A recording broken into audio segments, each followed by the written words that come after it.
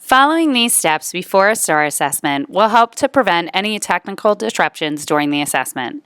It is important to understand that there is nothing that students need to do to prepare for the assessment except to make sure that they have the proper device and are well rested and ready to begin the test.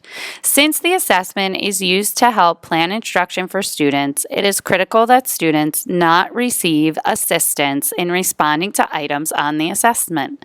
Students may not access other resources during the STAR assessment, such as textbooks or other internet technology-based resources.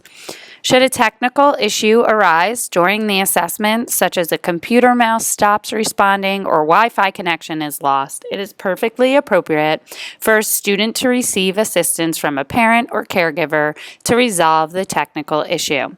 Instructions will be provided by your child's teacher about how to ask for technical assistance during the STAR if a technical issue arises that requires additional support.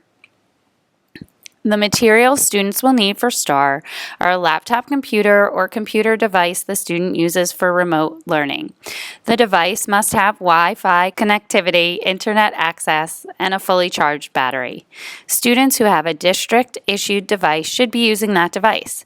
Students may not use a cell phone for the STAR assessment.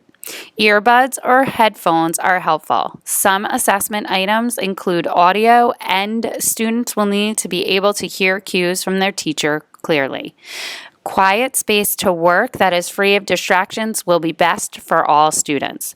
For the STAR math only, students should have blank scratch paper and a pencil. How do students access the assessment? Students will enter their login information and they will click Log In. The login screen will look like this for the STAR assessment. Students will then have tiles. They will click and tap on the tile for which specific assessment they will be taking that day. The teacher will direct them as to which assessment they need. A monitor password will be entered and then you can hit Start. The student will then have access to the proper STAR assessment for the day. If there is a practice test, students will begin by answering the practice test questions. Students are given a specific amount of time per question. If the student is running out of time to answer a question, a clock will flash in the center of the screen. The clock will blink 3 times before time runs out.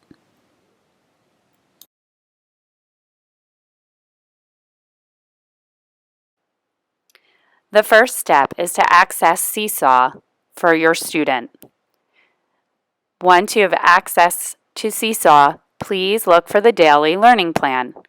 On the daily learning plan, you will see 2 links. First will be a Join Zoom meeting link. Please click the Zoom meeting link. If it prompts you to launch the meeting, launch the meeting. Click Open in Zoom, and you will be able to join the meeting. You want to join with your video, and the teacher will permit you into the meeting.